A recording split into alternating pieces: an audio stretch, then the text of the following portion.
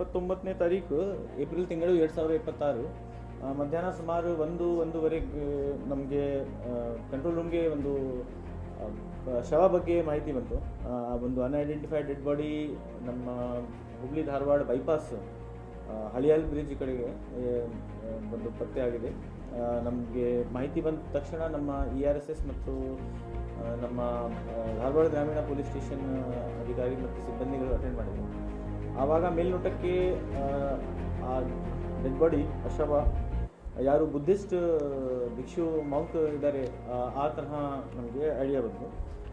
Further ಆ body ನೋಡೋ ಪ್ರಕಾರ ಈ ನ್ಯಾಚುರಲ್ ಡೆತ್ ಇಲ್ಲ, ಇದರಲ್ಲಿ ಯಾವುದು ಹೆಚ್ಚಿನ ಕ್ರೈಮ್ ಆಗಿದೆ ಆ ಥರ ನಮಗೆ ಮೇಲ್ನೋಟಕ್ಕೆ ಐಡಿಯಾ ಬಂತು. ಅದರ ಬೇಸಿಸ್ ಮೇಲೆ ಅವ್ರದ್ದು ಐಡೆಂಟಿಟಿ ಫಸ್ಟ್ ನಮಗೆ ಐಡೆಂಟಿಟಿ ಎಸ್ಟಾಬ್ಲಿಷ್ ಮಾಡಬೇಕಿತ್ತು.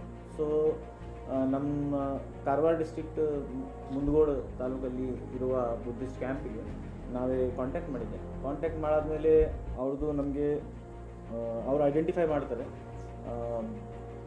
ಭಿಕ್ಷುಗೆ. ಅವ್ರ ಹೆಸರು ನಮಗೆ ತಾಶಿ ದೊಂಡುಕ್ ಅಂತ ಕೊಟ್ಟು, ಮತ್ತು ವಯಸ್ಸು ಅರೌಂಡ್ 40 years.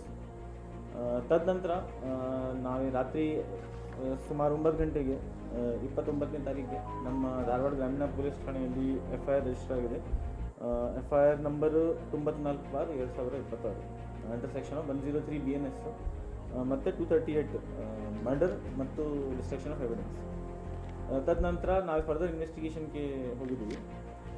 ಇವತ್ತು ದಿನಾಂಕ 4ನೇ ತಾರೀಕು ಆಸ್ ಆಫ್ ಬೆಳಿಗ್ಗೆ 6 ಗಂಟೆಗೆ ಈ ಮರ್ಡರ್ ಸಂಬಂಧವಾಗಿ ನಾವೇ 3 ಜನಕ್ಕೆ ವಶಕ್ಕೆ ಪಡೆದಿದ್ದೀವಿ. ಆ 3 ಜನದು ಹೆಸರು ಇದೆ ಸಂಕೇತ್ ಸತ್ತಪ್ಪ, ವಯಸ್ಸು 24 ವರ್ಷ. ಇವರು ಸಾಕಿನ